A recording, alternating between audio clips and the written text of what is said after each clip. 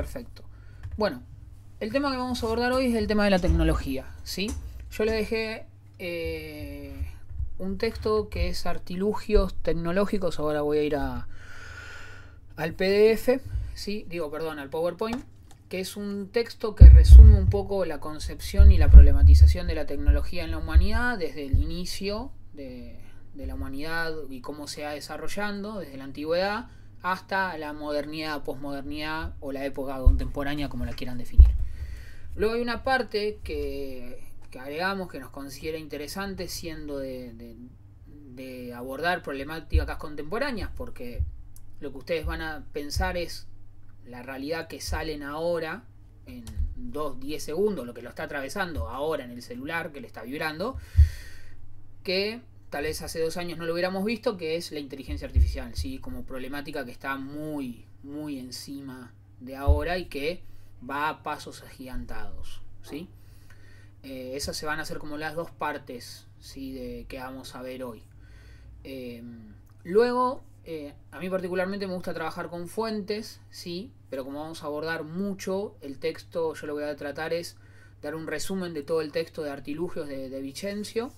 Y luego fui dejando como lectura complementaria para quien le interese, obviamente, fragmentos o los mismos textos de esos autores centrales: Horkheimer, Adorno, Dialéctica de la Ilustración, del EEG, de Eric Sadin, que habla sobre la inteligencia artificial, las introducciones de varios textos que están en caja negra. No los conseguí completo en PDF. Cualquier cosa igual me preguntan si alguno quiere abordarlo. Dejé un texto de Martin Heidegger sobre la técnica, un poco más de complejo, de filosofía. No está de más tener más textos. Normalmente uno se hace un backup de textos y los sigue teniendo y los termina viendo después, ¿sí? Con el texto de Vicencio creo que ahí pueden dar una totalidad del desarrollo. Digo, qué es lo que vamos a ver. Cualquier cosa, si quieren abordar, si tienen alguna duda, estoy para eso, ¿sí? Bien, voy a ir a la presentación. Deme un segundo. Tuki.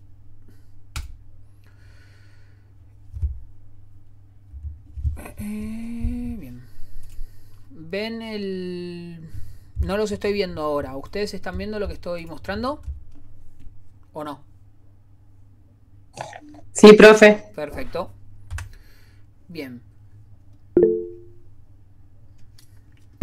Espérenme un segundo que está entrando alguien más. Ahí esto. Denme un segundo. No aparece abajo rápido. ¿Entró alguien más? Recién me pareció que alguien quería entrar. Bueno, se fue. Bueno, cualquier cosa, porfa, si hay alguien que quiera entrar y no me doy cuenta y está esperando, avísenme, ¿sí? Háblenme, no hay ningún drama. Voy de vuelta a la presentación. Tuki. Acá estamos. Bien, se ve entonces el PDF, ¿no? Pido, perdón, el PowerPoint. Ahora sí necesito que alguien me conteste.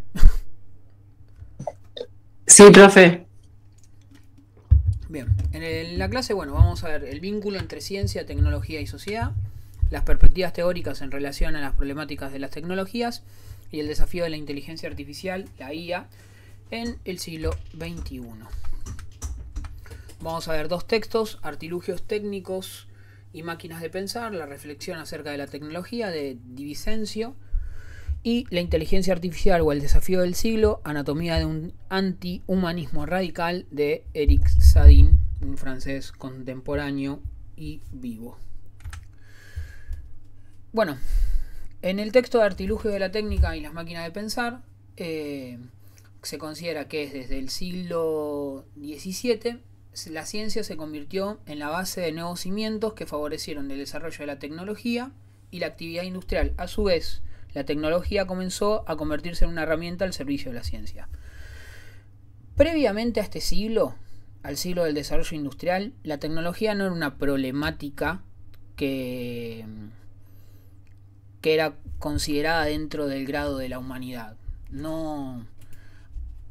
Es más, uno se pone a pensar, por ejemplo, el desarrollo en Occidente y en Oriente. Digo, en Oriente tenía desarrollos tecnológicos como la moneda, la imprenta, hasta el desarrollo del proceso de la industria más dura, que termina en el proceso del desarrollo industrial, de la revolución industrial. La tecnología no era un tema de las ciencias sociales. ¿Por qué? Porque estaba guiada por una ética. ¿Sí? Ese es el cambio de paradigma. Porque empieza a cambiar la matriz de las relaciones sociales. ¿Qué se produce? Por ejemplo, la migración de la ciudad, la migración hacia las ciudades, hacia la burguesía, la progresión del burgo, ¿sí? Del espacio físico, ¿sí? Va la tecnología, el desarrollo industrial va cambiando las formas de las relaciones sociales, ¿sí? Antes el proceso feudal era quien mantenía las relaciones económicas, o era el proceso productivo. Empieza a ver el proceso del trabajador al asalariado, ¿sí? Eso pasa se termina de consolidar hace 150 a 200 años. Hay un texto muy bueno que seguramente vemos algunos fragmentos en otro momento, que es La Gran Transformación, de Carl Polanyi, que habla de cómo se va produciendo ese capitalismo moderno, que no es de un día para el otro, que termina vinculado a la tecnología sin una guía ética, ¿sí? Porque estaba todo subsumido a una religiosidad. El cristianismo en ese momento conducía todo ese proceso.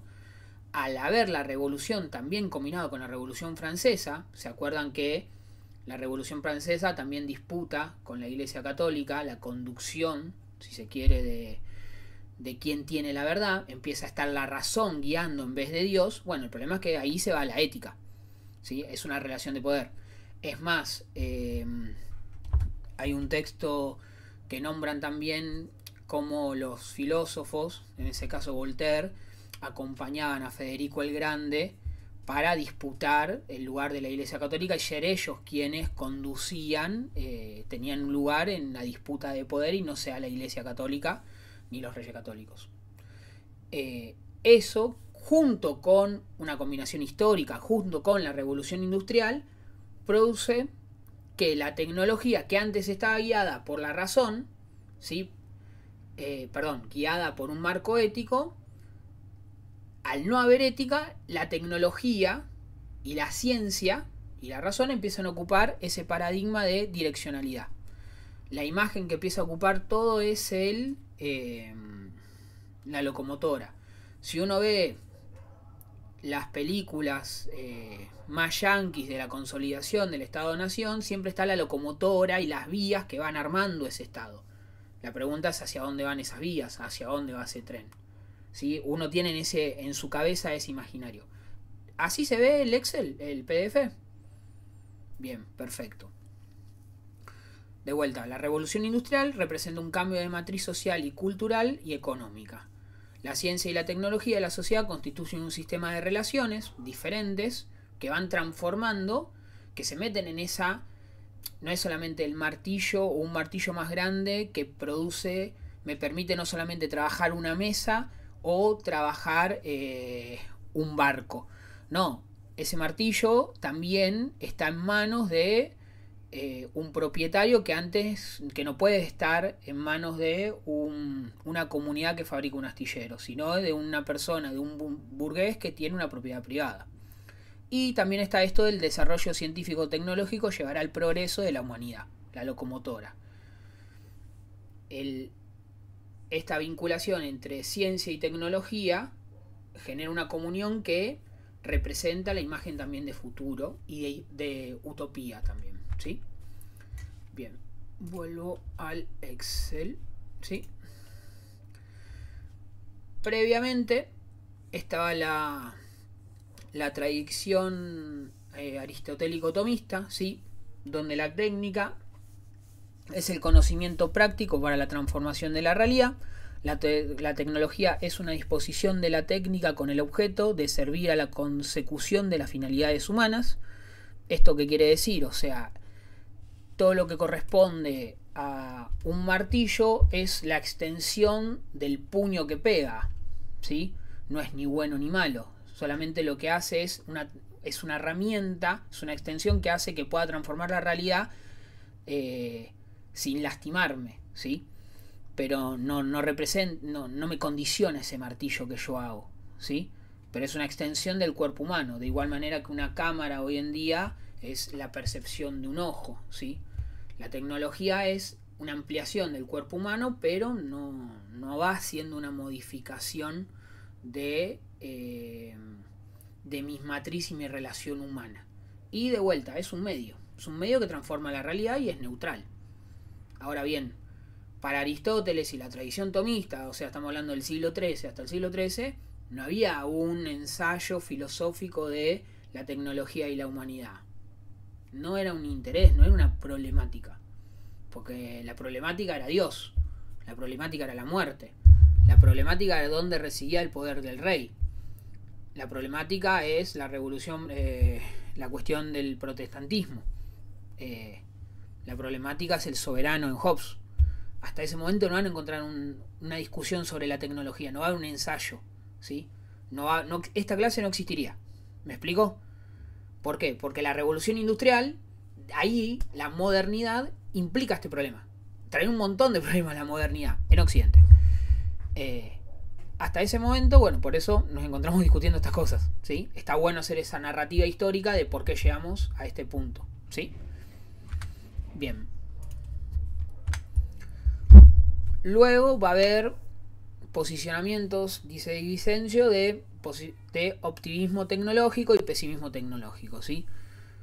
Uno sería la tecnología como solución a la totalidad de los problemas del humano, los tecnócratas, ¿sí? Ya esto es una visión mucho más moderna, que consideran que la tecnología es determinante de los cambios sociales y culturales y que la tecnología es el factor del progreso social y el desarrollo.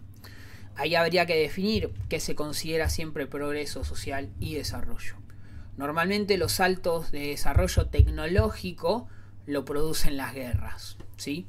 En el museo de Da Vinci, muchas de sus creaciones fueron en procesos de guerra. Ha hecho metralletas y otras herramientas de guerra, hasta tanques, más allá de las pinturas, donde uno ve que en función de la guerra se producen avances tecnológicos y desarrollos tecnológicos también en el nazismo, en la Segunda Guerra Mundial, y son progresos y desarrollos tecnológicos muy, muy avanzados, pero el tema es que se dan en procesos de tensiones de guerra.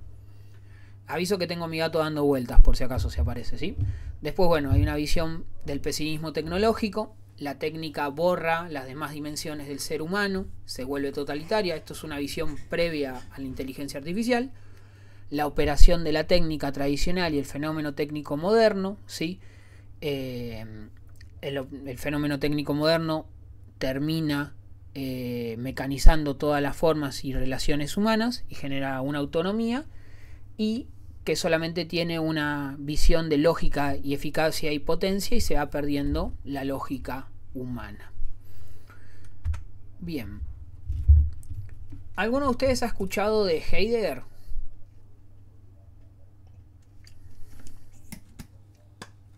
Sí, dice Edgardo. Es un poquito más complejo. Edgardo dice sí, nazi. Es parte sí, parte no. ¿Los demás? ¿Ninguno? Bien. Ahora voy a necesitar, entiendo que me están prestando atención, y voy a intentar, hace muchos años en la facultad. Sí, porque es parte también ahí en psico, seguramente Guido lo habrás abordado. Estuvo al servicio de Hegel, pero muy capo. Bueno, sí, pasa. Fue parte, ahí va a pasar mi gato un segundo, fue parte de decano de una de las universidades más importantes durante el nacionalsocialismo. Les presento a Kira, ahora ya se va a ir. Vamos abajo, Michi.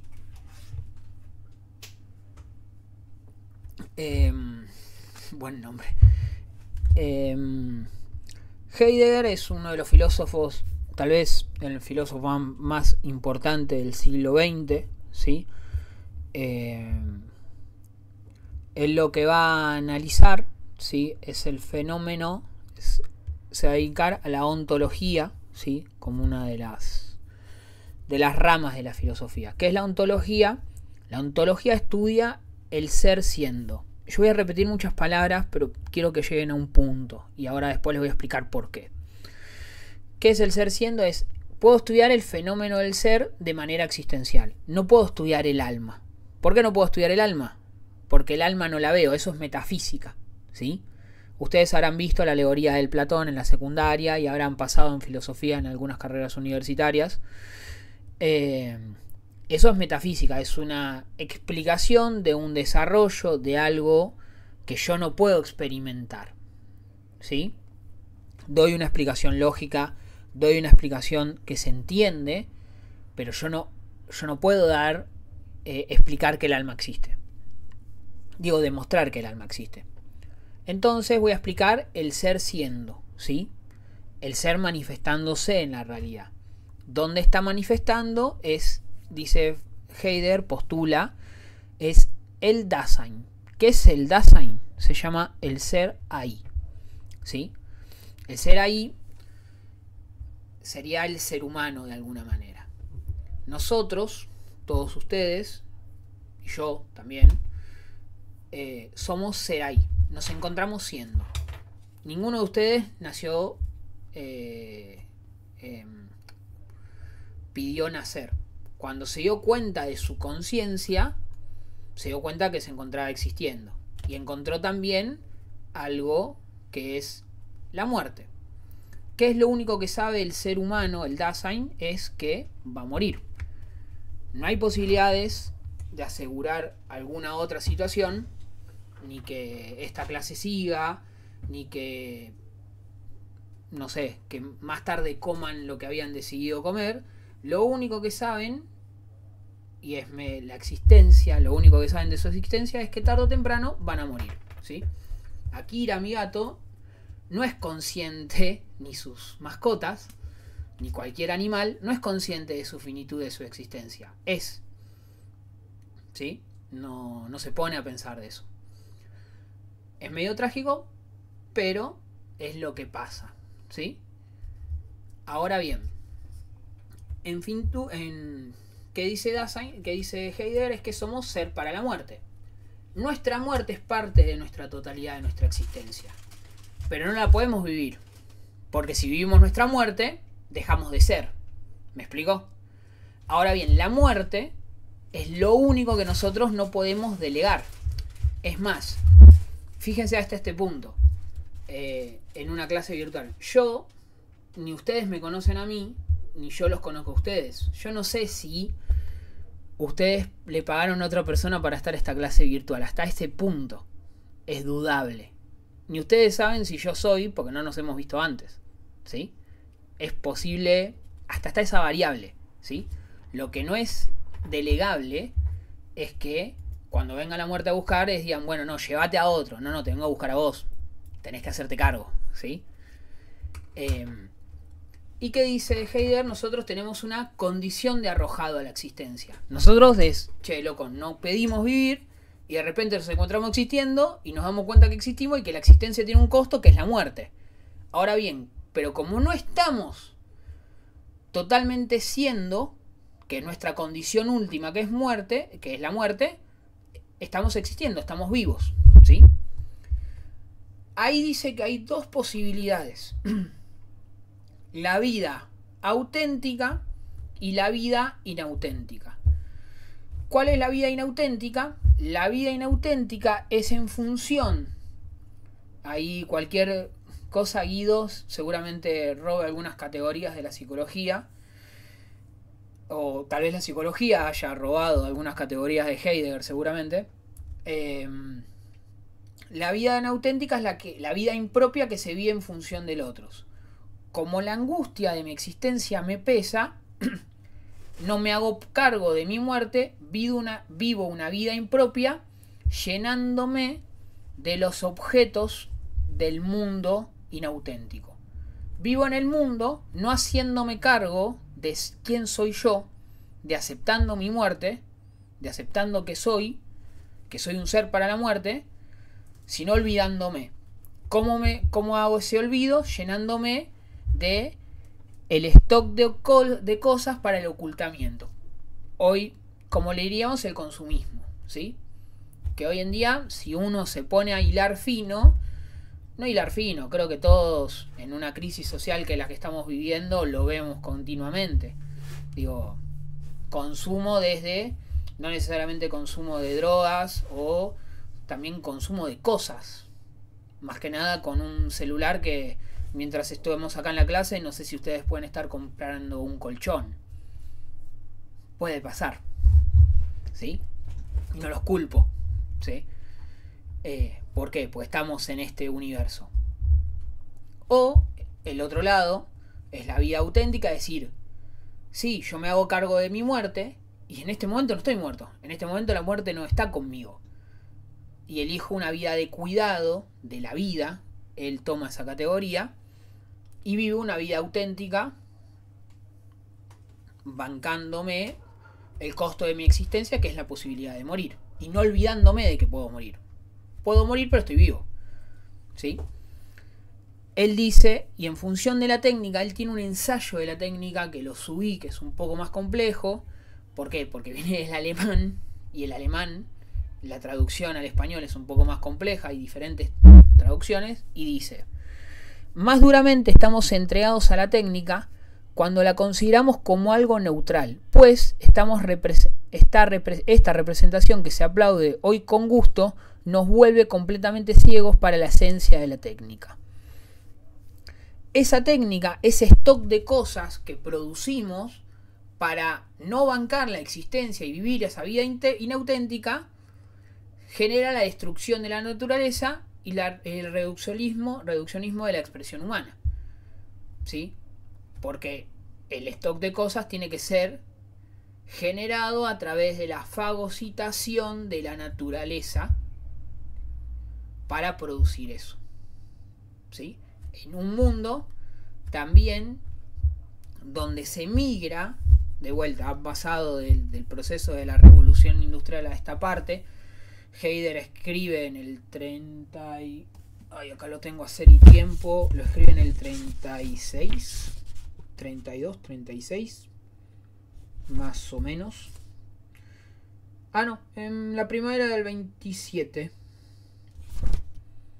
En la primavera del 27. Es recién saliendo del proceso de... saliendo de la Primera Guerra Mundial y entrando en la consolidación del capitalismo más industrial, y viendo esas consecuencias, que es también la aparición de la ciudad y la destrucción de la naturaleza. También siempre hay que ubicar a los autores en donde la describen. Hay una muy buena película, si la pueden ver, que se llama El huevo de la serpiente. Está en YouTube. La traducción no es en inglés, es en español gallego, pero habla de cómo estaba Alemania después de los tratados de la Segunda Guerra Mundial. Es terrible. Un poco para... Después el texto de Vicencio habla de Heidegger, pero yo tenía que un poco introducirlos. Digo, Feynman, quien producía para Filosofía Aquí y Ahora, tiene muy buenos videos de él también. Y también es esto, sembrarles a ustedes me interesó, voy a verlo, voy a buscarlo, ¿sí? José Pablo Feynman, gracias Guido. El Feynman bueno, dice Guido. Hay algunas opiniones que soy un representante de la educación pública, tengo que también limitarme en algunas opiniones. Bien, hasta acá, ¿cómo venimos? ¿Bien? Joya. Dialéctica de la ilustración. Como dijimos, Revolución Industrial y Revolución Francesa. Nati, decime. Sí, una idea nomás que me quedó dando vuelta del título, que decía: ¿por qué habla el mundo de los útiles? ¿Por qué ese concepto? Lo leí, pero no me quedó muy claro, digamos, en el texto. Utilidad. Mundo de los útiles. A ver dónde. En el tercer. Ay. Estaba hablando con el micrófono. Con el micrófono silenciado. Me dijiste. Entre intramundano. Utilidad servir para. O. ¿Cómo dijiste, Nati? Mundo de intra. ¿Dónde? No, que habla el mundo de los útiles. Exacto. Es concepto, digamos. El mundo de los útiles son las cosas. Un martillo te sirve para golpear, tío, para pegar. Digo, el estar en el mundo es el mundo de las cosas que son útiles al Dasein, ¿sí? Al ser ahí. Yo digo humano en función porque en realidad dice ser ahí, pero de vuelta. Los animales, las mascotas, no tienen pregunta por la existencia. El único sujeto que se pregunta por la existencia somos nosotros. A menos que haya otro sujeto, una entidad en otro universo preguntándose por la muerte. Los animales son. Yo lo tiro como humano, no para bajarle a Heidegger el Dasein, sino para que uno lo entienda. Ahora bien, al reducirte vos como Dasein a olvidarte la pregunta por la existencia, decir, yo no me voy a morir, se mueren los otros, soy impropio, yo no soy me objetivo en función como un objeto de consumo del otro, ¿sí? Sin hacer carga moral, uno lo piensa en Tinder, por ejemplo. La aplicación de Tinder es un fenómeno de consumo, de alguna manera. El otro objetivado como una marca, de vuelta, no hago carga moral de eso, cada uno puede hacer o hace lo que quiere, pero ahora bien, es una foto con un registro de marca, no hay humanidad ahí. ¿Sí? De igual manera esto es una objetivación. Soy un útil para los otros, ¿sí? Eso es lo que tal vez diría Heidegger analizando Tinder, ¿sí? Porque el mundo de las cosas no sienten, son útiles en función del Dasein, ¿sí? También va a decir algo muy interesante en función de las cosas, porque en función las cosas también marcan tiempo. Esto aparte, pero es muy interesante los fenómenos de los muebles. Los muebles, y eso lo va a hablar otro autor, Byung-Hun Chan. Ustedes cuando van a sus casas, los muebles siguen ahí, están en el mismo lugar, ¿no? Le dan el lugar de tranquilidad, de ritual. Si las cosas se mueven todo el tiempo, cambian, les da intranquilidades, algo pasa, ¿sí? Y los muebles también tienen historia. Uy, borló un cuaderno. Cuando uno tiene el mueble de la abuela, ¿sí? Yo tengo un mueble muy viejo de mi abuela, ese mueble tiene historia. Están mis abuelos que han pasado, mi vieja, mi viejo, etc. ¿Sí? Los muebles son una porción, los muebles viejos son una porción de la historia. Hoy no hay muebles viejos, tampoco hay estilo, estética, ¿sí? Los muebles no duran, las cosas no duran, entonces no tienen tiempo, ¿sí? Eso es un tema que también habla en algún momento Heidegger de la temporalidad de las cosas, ¿sí? Esto es un pensamiento que me vino y una reflexión. Denme un segundo.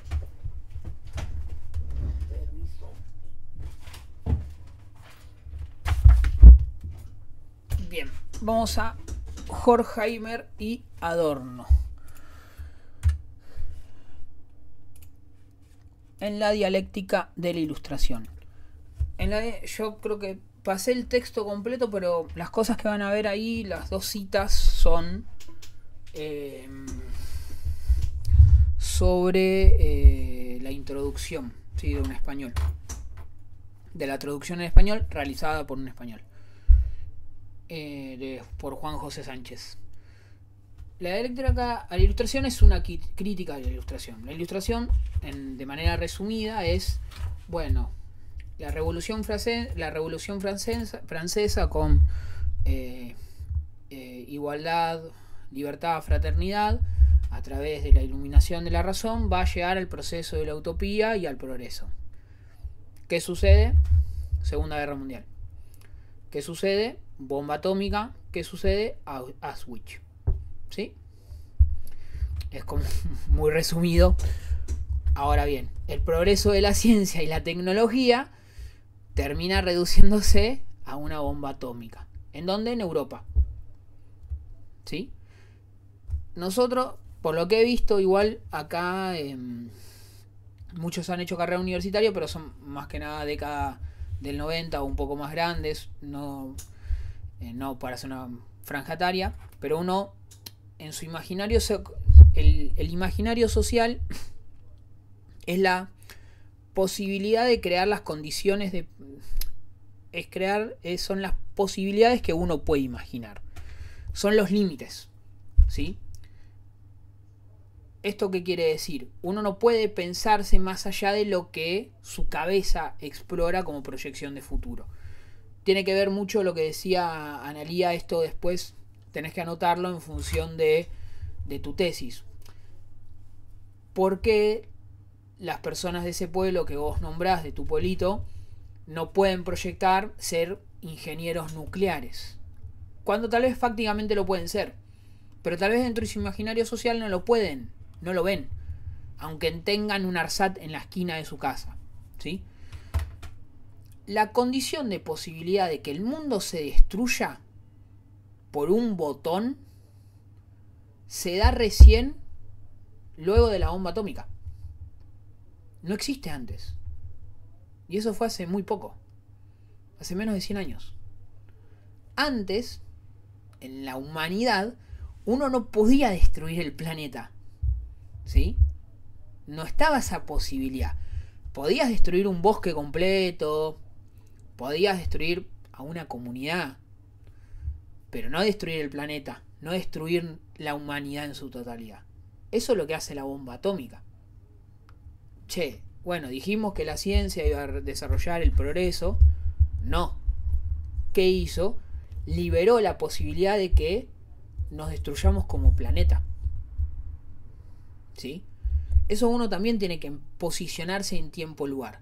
Nuestra realidad contemporánea se crea en ese imaginario social. Para nosotros es normal que tal vez sigamos hablando y de repente llega un mensaje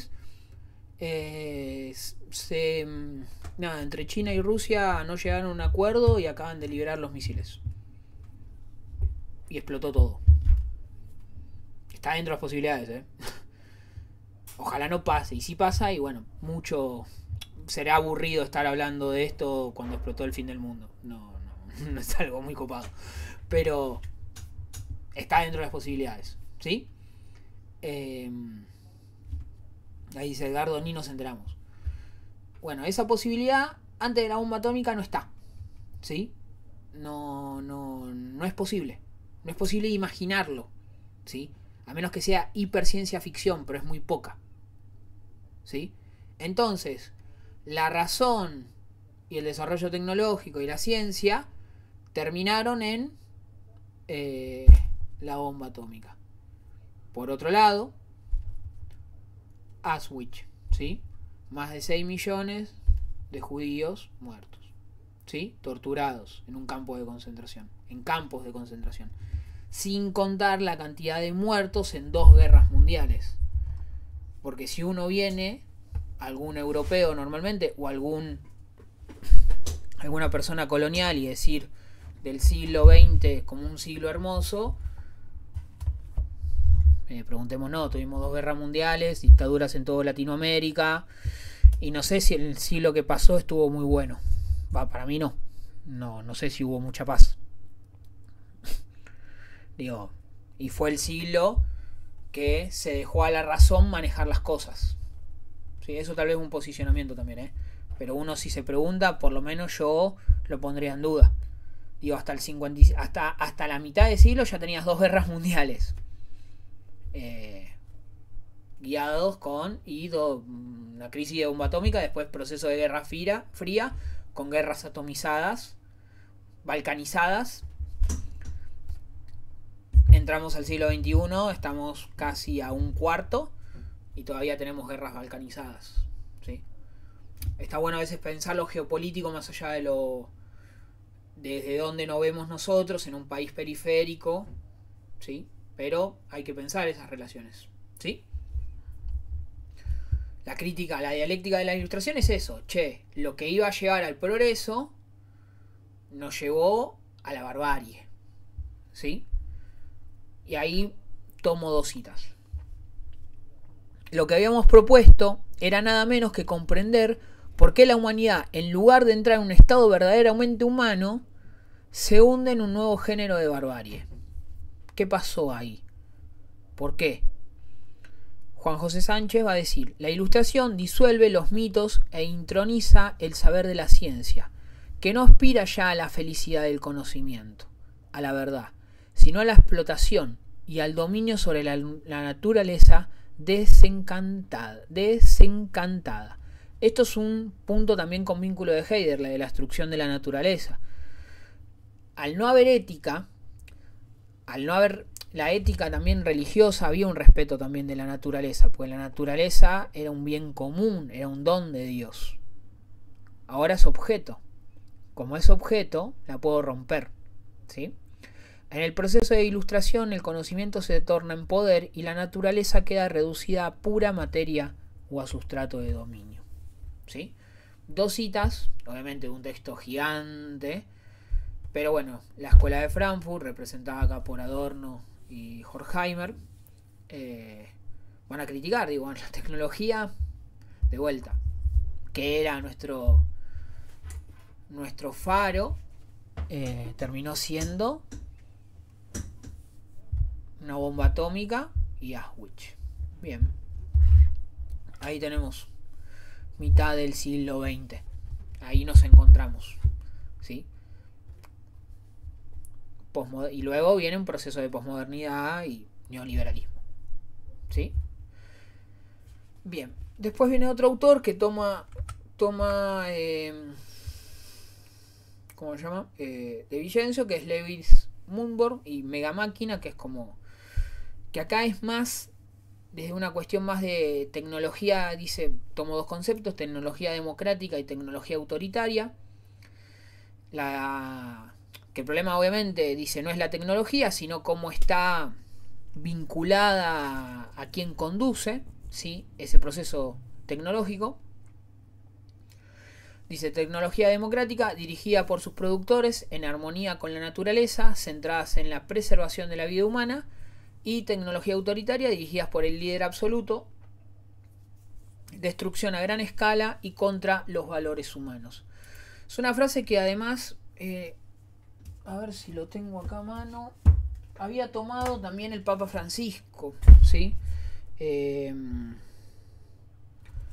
la encíclica Laudato Si, hablando de que la humanidad había desarrollado, no, si la abro y la encuentro rápido, dice, la humanidad había ampliado un desarrollo tecnológico muy bueno, muy avanzado, pero eso no estuvo acompañado de un desarrollo moral y ético. Por lo tanto, eso generó que la tecnología hoy en día, que esos desarrollos estén en función de intereses más individualistas que comunitarios.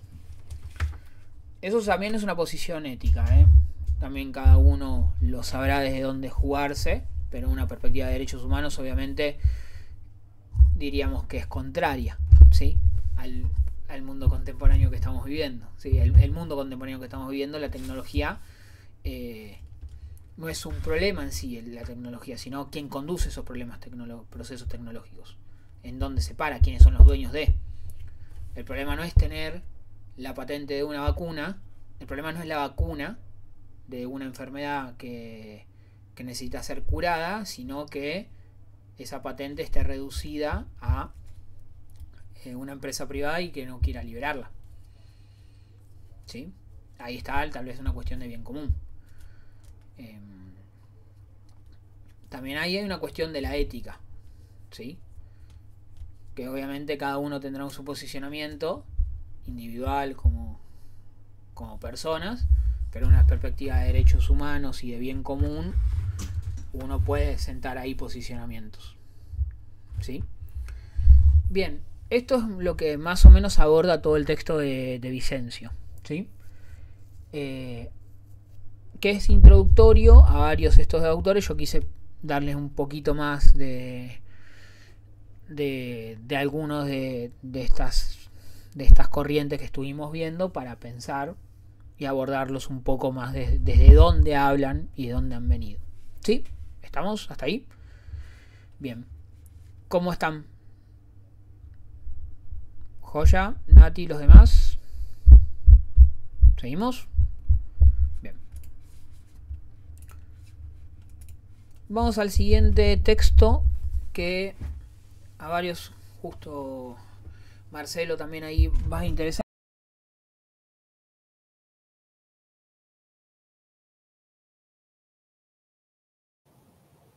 Profe, se le apagó el micrófono. Perfecto, ahí estamos, gracias. Le decía, Eric Sadin es un francés que ha trabajado y abordado el tema de inteligencia artificial. La mayoría de sus ediciones son de caja negra. El último que sacó un texto está muy bueno, no lo subí ahí, pero todo lo que él busca está en caja negra y está por lo menos en la introducción, ¿vieron? Se llama, creo que ahí en la siguiente, ahí está, tiene La era del individuo tirano. Ese texto es para mí excelente, va hablando de cómo cada aplicación va fomentando una forma de individualismo. Facebook, Instagram, TikTok, la verdad, si alguien quiere trabajar redes sociales de eso, texto central. La siliconización del mundo, que habla un poco de todo lo que es de Silicon Valley, ¿sí? Que hoy en día también está migrando en Estados Unidos del desarrollo tecnológico. La humanidad aumentada, la administración digital del mundo, que tiene que ver también con inteligencia artificial. Sacó ahora uno, el año pasado, perdón, que era La sociedad espectral, que la introducción lo hace con Shakespeare, que habla de cómo el celular parece un fantasma, porque uno de repente ahora a mí me está mandando un mensaje a alguien y es como un fantasma que se comunica, no existe, no está físicamente. A ustedes les pasa lo mismo, nos hablan fantasmas. O sea, la verdad, y uno responde.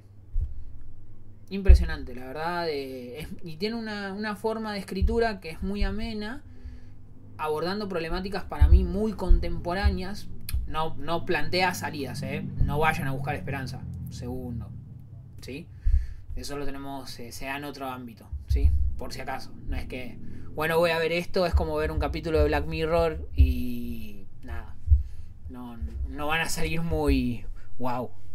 Pero está bueno, da herramientas de análisis que a mí me parecen muy buenas. Y la verdad, escriben de una manera que, nada, es amena, ¿sí? Cualquiera de sus textos es para mí totalmente recomendable. Y me parecía interesante, justo veniendo el tema de la tecnología, acercar un texto, por lo menos, para que tengan, no sé si han, está bien, están en tercer año, todavía faltan un par de materias, pero de la inteligencia artificial y técnica, ¿han visto en otra materia? Bien. De pensamiento latinoamericano, ¿qué vieron de pensamiento latinoamericano? ¿Nati? Bueno, vimos lo de Colonial, Quijano, más en esa línea, digamos. ¿Enrique Dussel vieron? Sí, Transmodernidad. Uy, joya. ¿Quién les dio? Yo lo vi el año, o sea, yo cursé una materia de cuarto el año pasado que es Sociología Política, con Khalil. Bien, porque vamos a ver seguramente epistemologías del sur. Así que todo lo que vemos con Horkheimer, una introducción a Horkheimer, vamos a ver un texto de Dussel que lo desarma completamente. Igual, como yo voy cursando, medio que voy eligiendo las materias. No, pero está bueno. Entonces, está no bueno. sé si todos los compañeros cursaron la misma, digo. Y mejor. Yo lo vi, digamos, pero me acordé de esos. Yo no lo dije, también pertenezco al grupo de filosofía de la liberación de Latinoamérica. He tenido la oportunidad de conocer a Enrique Dussel, particularmente. Así que, y pertenezco a ese colectivo. Así que... Bueno, Freire, vimos, sí, en otras materias. ¿Cómo? Freire. A Freire, bien, sí, Freire es más de pedagogía, sí. Pero a Dussel lo tomo un poco para romper con los paradigmas epistemológicos europeos, ¿sí? Bien, perfecto. Bien, seguimos, porque si no voy por las ramas. Lo que voy a hacer ahora es, vamos a leer algunos fragmentos de la introducción, no me acuerdo si era introducción o capítulo 1 que les dejé, de, ¿se escucha, no? Sí, de la inteligencia artificial o el desafío de siglo. Dice, de ahora en adelante ciertos sistemas computacionales están dotados, nosotros los hemos dotado, de una singular y perturbadora evocación, la de anunciar la verdad. Antes fue hace 2 años o poco tiempo, nada, nosotros poníamos el lavarropas. Normalmente las mujeres en esta sociedad machista ponían el lavarropas, porque los varones no lo ponemos, muy pocos, y es la verdad. Ahora bien, el lavarropas tiene la capacidad de decirte falta jabón líquido. ¿Compro jabón líquido? Sí, comprá. O comprarlo directamente. No nosotros, que no creo que ninguno de nosotros tenga ese nivel de lavarropas. No estaría estudiando, creo, sociología en la Universidad del Chaco Austral. Digo, pero hay ese nivel y en algún momento lo tengamos. O en el celular, directamente dándote una oferta por una lectura de datos en función del consumo de qué estás necesitando. ¿Sí? Entonces te hace una propuesta. Nosotros dábamos datos, pero nunca había una proposición, una verdad. ¿Sí? Ese es el salto que se da con la inteligencia artificial. No se da que solamente es algo que va absorbiendo datos como un Excel. ¿Sí? Porque en un Excel hacía un cálculo en función de uno que ponía, sino que va tomando conclusiones. Lo digital se erige como una potencia aleteica, una instancia consagrada al exponer la aletheia, la verdad, en el sentido en que la definía la filosofía griega antigua, en la que entendía como develamiento, como la manifestación de la realidad de los fenómenos más allá de sus apariencias. Lo digital se erige como un órgano habilitado para peritar lo real de modo más fiable que nosotros mismos, así como para revelarnos dimensiones hasta ahora ocultas hasta nuestra conciencia. Una amplia parte de la ciencia algorítmica toma de ahora en adelante un camino resueltamente antropomórfico, que busca atribuir a los procesadores cualidades humanas, prioritariamente aquellas de poder evaluar situaciones y sacar conclusiones de ellas. Antropomorfismo aumentado, antropomorfismo parcelario y antropomorfismo emprendedor. ¿Sí? Son capacidades del humano que puede hacerlo mucho más rápido, ¿sí? Puede hacer un cálculo exponencial en mucho menor tiempo y sacar una conclusión mucho más rápido que nosotros. Puede sacar puede hacer una división del trabajo mucho más rápida y llegar a conclusiones, y puede hacer acciones también más innovadoras que nosotros, ¿sí?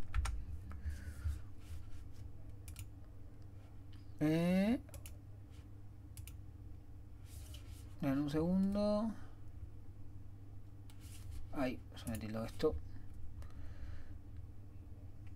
La inteligencia artificial no constituye una innovación más en otras, sino que representa más bien el principio técnico y universal basado sobre una misma sistemática, el análisis robotizado, generalmente operado en tiempo real, de situaciones de diverso orden, la formulación instantánea de ecuaciones, supuestamente las más acordes y en general con vistas a emprender las acciones adecuadas correspondientes, sea por medio de intervenciones humanas o modo autónomo por los sistemas mismos. De ahora en más hay una tecnología que reviste un poder combinatorio, mientras el libre ejercicio de nuestra facultad de juicio y de acción se ve sustituido por protocolos destinados a provocar inflexiones en cada uno de nuestros actos o en cada impulso de lo real, con vistas a insuflarles, casi soplarles, las trayectorias correctas a adoptar. ¿Sí? Hoy en día, un contador puede ser reemplazado, un logístico puede ser reemplazado, un administrativo puede ser reemplazado. Hemos llegado hasta el proceso de un artista puede ser reemplazado. ¿Sí? Vieron que hace poco se había salido la cuestión de que había imágenes hechas por Estudio Ghibli, ¿sí? Que no solamente discutían desde la cuestión de la pérdida de los artistas, sino además de todos cuánto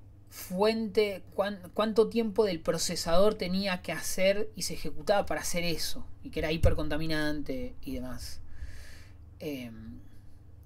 Y uno diría, ¿cuál es el problema? Mejor que la tecnología reduzca el tiempo para que nosotros nos dediquemos a la vida ociosa y a la filosofía y pensar sobre nuestra existencia. Está buenísimo. Está buenísimo que produzcan alimentos más rápido. Está buenísimo que puedan generar cuestiones más recreativas. El problema es que el sujeto trabaja más.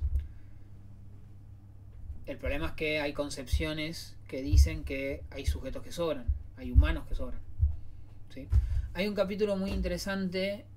¿Han visto Futurama? Seguramente los Simpsons sí, pero Futurama no sé si lo han visto mucho. Hay un capítulo donde van a un proceso, a un país justo donde las teorías de Da Vinci, a un planeta donde son todos como Da Vinci y todos se dedican desde la lógica matemática. Entonces Da Vinci es el más tonto. O sea, son todos hiperinteligentes y viven en una utopía de matemática. Y su finalidad es hacer matemáticas. Y solucionaron toda la crisis alimenticia y todo. Y su finalidad es que los robots, los asisten. Que hoy podría ser, tranquilamente. Ahora bien, ¿cuál es ese problema? El problema es la distribución. ¿Sí? Esto también, pues el problema no sigue siendo la tecnología. Hay otros temas que tienen que ver con lo político, si se quiere, ¿sí? Pero está bien pensar, bueno, ¿qué está haciendo la IA? ¿Cuál es el problema de la inteligencia artificial a diferencia de la tecnología que vemos antes? Si no me equivoco, hay una más.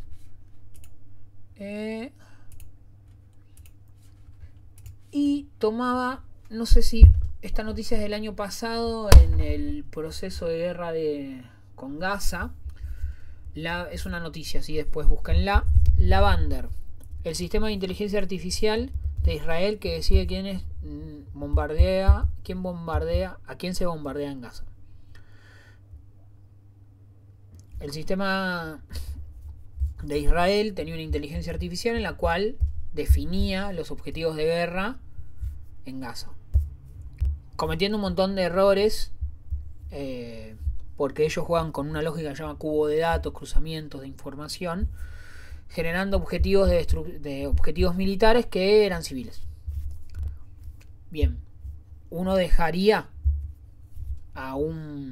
y acá hay un dilema que también tiene que ver con la ética. Esto también es para discutir. Uno puede dejar en una IA la decisión de un objetivo de guerra, que es el asesinato de un otro. Se deja, objetivamente, no es algo que yo cree. Se hace. ¿Sí? Después búsquenla, mírenla. también esto. Hoy en día también la IA produce, las IAs producen, ¿cómo se llama? Recrean realidades que confunden al sujeto, están vinculadas al consumo. La cuestión no es solamente ver eso, sino bueno, ¿qué es la diferencia de eso? ¿Sí? ¿Cuál es la inteligencia artificial? ¿Qué diferencia de la tecnología común? ¿Sí? Digo, me parecía acercar estos temas, no para que, es un jueves a la noche, el profe la rebajoneó, no, sino también para eso, porque ustedes tienen que pensar esas cosas, todos. Próximamente, seguramente, como saben, hay un nuevo papa llamado León XIV. Si no conocen, León XIII fue el papa del comienzo de la doctrina social de la Iglesia. Su exhortación apostólica, Labores Exercen, ¿Labores Exercen? Sí, o tal vez me estoy equivocando. Era una crítica a la producción, al desarrollo capitalista naciente. Seguramente el Papa dentro de poco, en un mes, 2, haga una crítica al desarrollo industrial, al desarrollo de la inteligencia artificial, que hoy marca un nuevo paradigma, ¿sí? Un nuevo paradigma de las relaciones sociales. Estén atentos. Yo seguramente, si sale, la voy a subir. Por suerte, el Vaticano traduce muy rápido esas cosas. Papa también, que ha estado en Perú. Y también está definiendo la matriz de cómo nos vinculamos, cómo nos relacionamos. Hoy en día una ponencia de un licenciado en cualquier de cualquier cientista social puede ser realizado por una IA tranquilamente. No lo hagan ustedes. Lo digo porque nos ha pasado en otras cursadas que estudiantes han hecho parciales con IA. No lo hagan, es innecesario. Y además se nota, es lo peor. O sea, reflexionen, piensen, dialoguen, confúndanse, pongan categorías. Es preferible un pensamiento de ustedes con un margen de error grave, pero que sea propio, ¿sí? Pues la IA por ahora no está viendo la realidad que están viendo. Tomo el ejemplo de Analía Novelo, que está pasando en su pueblo. Marcelo. Profe, me hizo acordar a cuando hubo hace poco una huelga de actores en Hollywood porque se veían amenazados bueno, iban a perder su identidad inclusive. Eso parecía un capítulo de Black Mirror también. Pero bueno, por esa cuestión de que hay una cuestión ética ahí de que se iban a apropiar, o sea, la IA se puede apropiar y hacer el trabajo del actor, se apropia de la imagen y lo reemplaza y bueno, pérdida de puesto de trabajo entre otras cosas, ¿no? Perfecto, eso es un caso muy... Es que es complejo, ¿no? Uno tal vez dice, che, esto está mal, o no está bien por lo menos, y un profesor acá de la Universidad de General Sarmiento, José Luis Corallo, que trabaja en economía social, son prácticas, por las experiencias en economía social, son prácticas en busca de conceptos. La realidad está buscando categorías. Es así. Cuando hay fenómenos nuevos, están los cientistas sociales y de humanas para categorizar. Porque, nada, el robo de la identidad de los actores, de que yo soy el que era en la imagen de hace 20 años. Le pasó a los actores de Star Wars esto que dice Marcelo, decir, bueno, el George Lucas, quien hizo de Anakin Skywalker hace 20 años, es el mismo. ¿Vos podés actuar el que hiciste hace 20 años? No puedes hacerlo. Pero tengo yo el registro de tu imagen. Y el derecho a imagen, ¿qué onda eso? Es muy complejo. O sea, por lo menos, y también siempre marcar la cuestión intuitiva. Y también de relación de poder. Marcar la cuestión, Foucault lo dice, de relación de poder. ¿Sí? O sea, che, ¿quién gana con esto? ¿Quién gana con tener mi imagen de hace 20 años? También es un posicionamiento. Edgardo, ¿podés hablar o te leo? ¿Me escuchan? Ahí mejoró mi señal y puedo conectarme a la franja 5.5 de mi Wi-Fi. Bueno, excelente, profe, la clase. Yo me presento, soy abogado, estoy en Resistencia Chaco, que hoy no lo puedo hacer. Hay un montón de corrientes, incluso escuché, había una compañera ahí que estaba en el Poder Judicial, que es uno de los poderes del Estado, donde la inteligencia artificial está haciendo incursión de forma vertiginosa.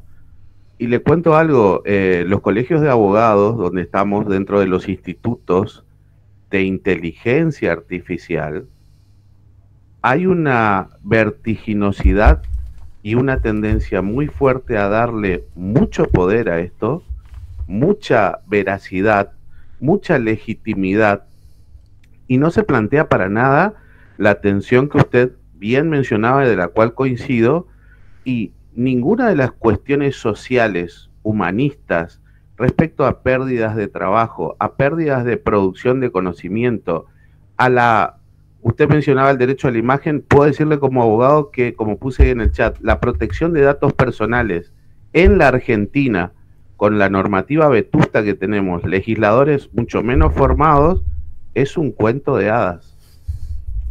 Es un cuento de hadas literal.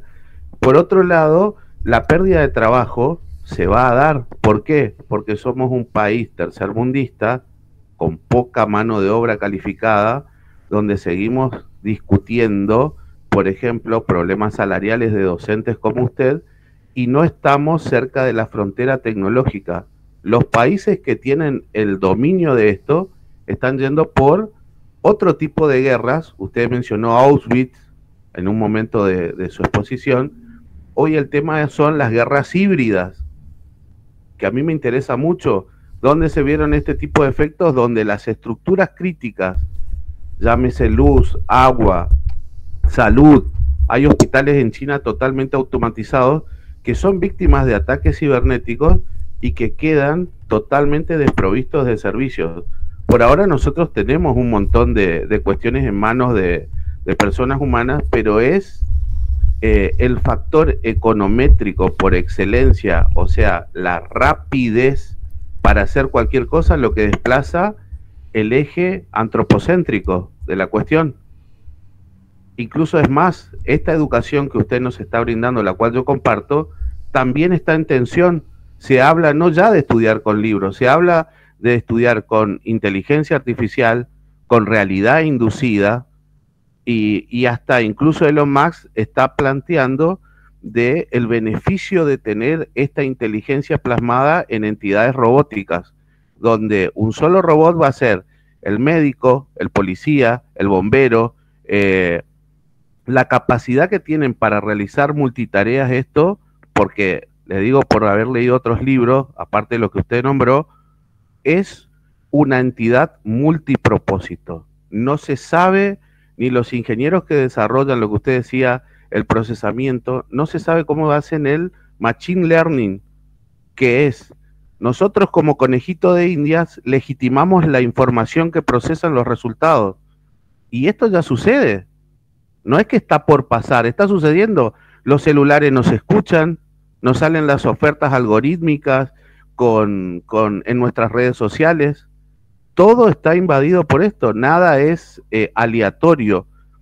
Pero la atención que yo humildemente veo es que esto está todo sesgado y tiene un único interés, que es la colonización de la ciencia, la colonización de las actividades humanas, intelectuales, manuales, de todo tipo, y esto va a traducirse en el único efecto que siempre busca todo éxito de mercado, que es un monopolio.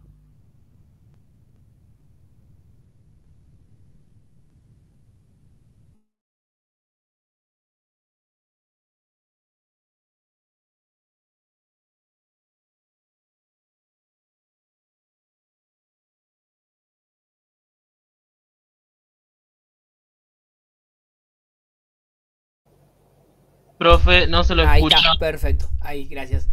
que decía que coincido con el análisis. Desconocía esta cuestión de que cómo se está aproximando en los colegios, en el colegio de abogados, en lo formativo, esta cuestión, pero uno puede hacer el lugar de análisis de cómo está comiendo lugares y estando dentro de las estructuras sociales. El otro tema es un tema ya del marco de lo político no entendido de manera partidaria, sino político de transformación de la realidad. Porque uno puede tener como paradigma Elon Musk, porque Elon Musk podría determinar, puede ser y tal vez es un empresario exitoso. Habría que medir qué significa también exitoso. Yo creo que hay que, las ciencias sociales, debe definir un montón de categorías, porque un montón de categorías están colonizadas también. Progreso, ¿qué es progreso? Consumir, destapa felicidad, Coca-Cola, qué sé yo. Felicidad tal vez es cenar ahora con mi vieja, o estar con mi familia, o cada uno de ustedes. Digo, hay un montón de categorías que están colonizadas, entre ellas también que es progreso, y más en un sistema capitalista también foráneo, externo a nosotros, que tiene más intereses en los recursos naturales que en otra cosa, y en vez de la dignidad del trabajo, por ejemplo. ¿Quién acumula eso? ¿Quién obtiene las ganancias, en este caso, por no pagarle mayor sueldo, o un sueldo, ni digo mayor sueldo, un buen sueldo, un sueldo digno en función de las condiciones materiales para el desarrollo de la vida, a los actores de Hollywood en este caso? ¿Para qué? ¿Quién se queda? Disney, sí, hoy en día es el dueño de Star Wars. ¿Y esa plata? ¿Para qué? De vuelta. Digo, tan sencillo como eso, Digo, ¿no podemos un mundo donde entremos todos y todas? Tal vez esa es la pregunta. Digo, ¿la inteligencia artificial puede ser útil para agilizar un montón de procesos y que mucha gente no tenga rota la espalda? Y haya más tiempo de ocio y no estemos 14 horas trabajando y podamos ganar el mismo salario. Hay que ver en qué puede reemplazar cosas y qué no. Tal vez puede reemplazar un montón de cosas, de ejercicios, puede ser complementario. Yo, lo humano, creo que no es reemplazable todavía. Para mí, digo, es un posicionamiento.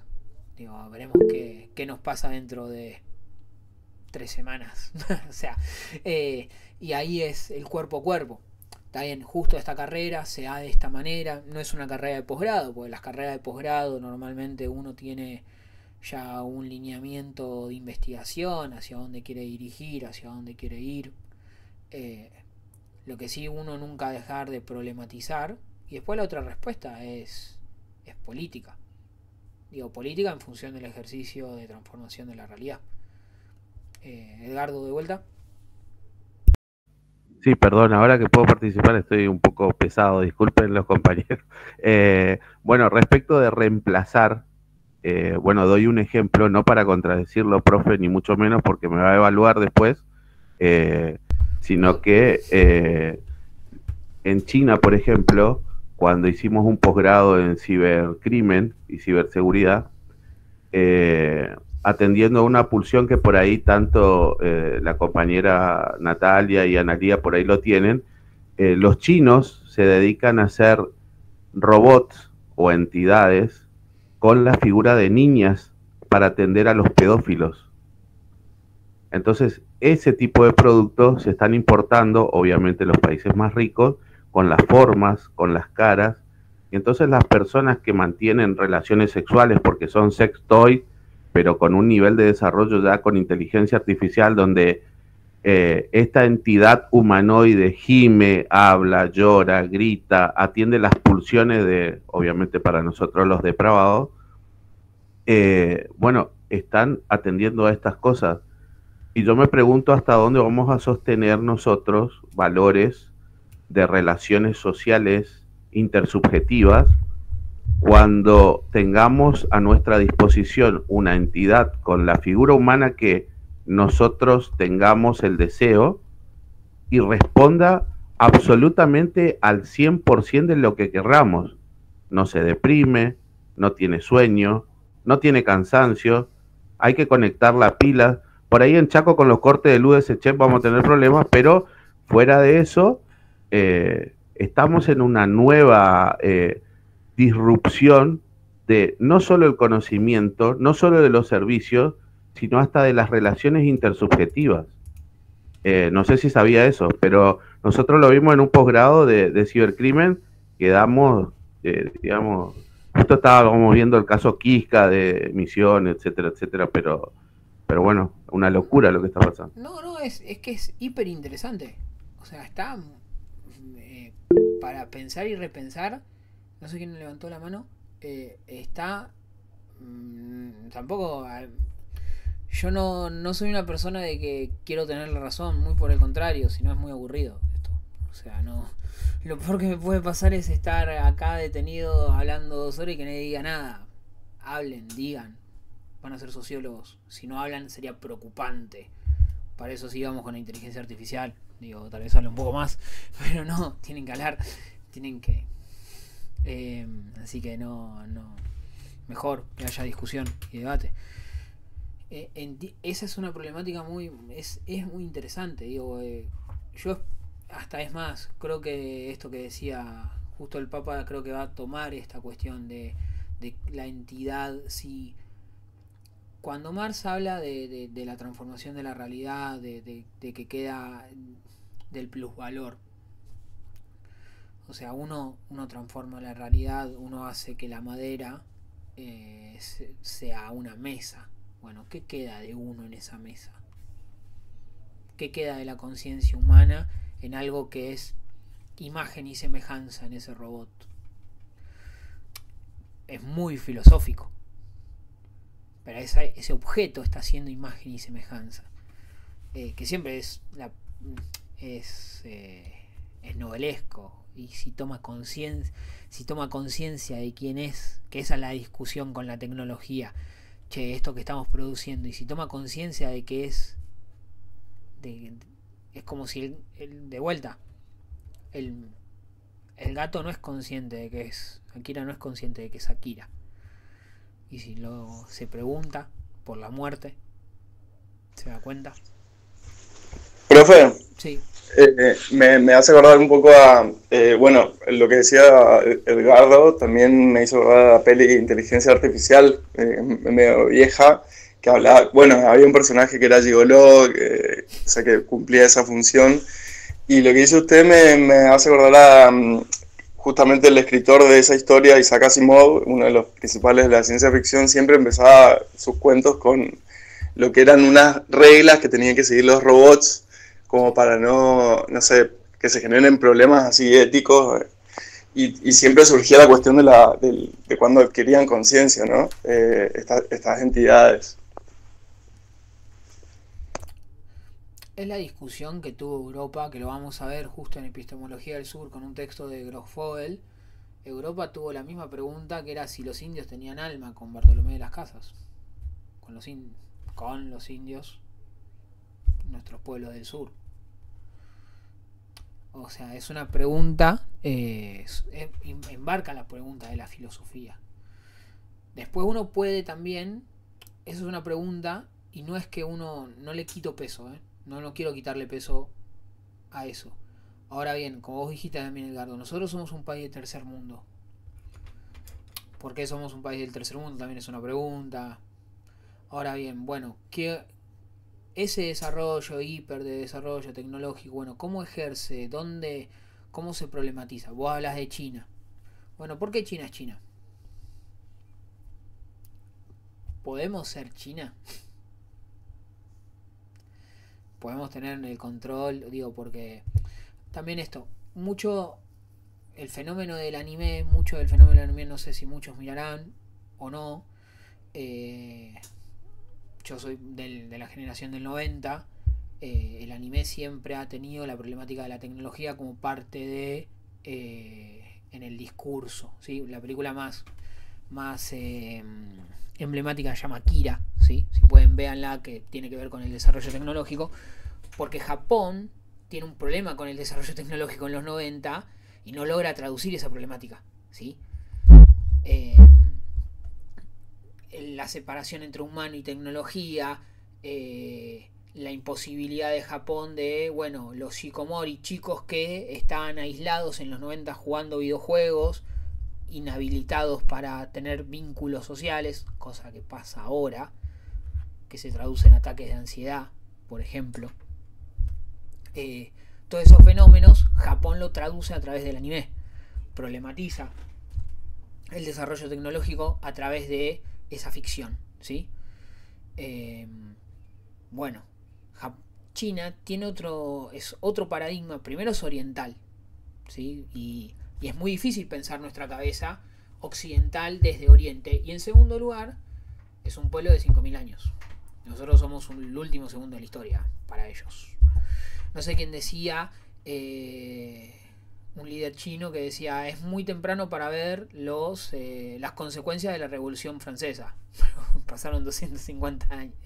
O sea, y ahora bien, más allá de ese proceso histórico, no digo bueno, ¿cómo pensar en eso?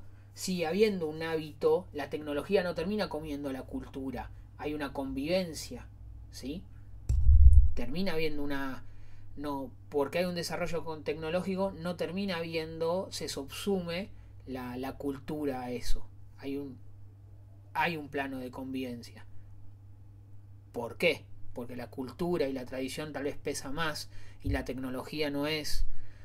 Estoy hablando no con un conocimiento de lectura y demás, son suposiciones de lecturas rápidas y aproximaciones. La cultura no se pierde por la tecnología, la cultura no se pierde por el consumo. La cultura está subsumida a una ética y una normativa cultural que dice es parte de, ¿sí? La tecnología se pone a disposición y servicio de la comunidad, no la comunidad al servicio de.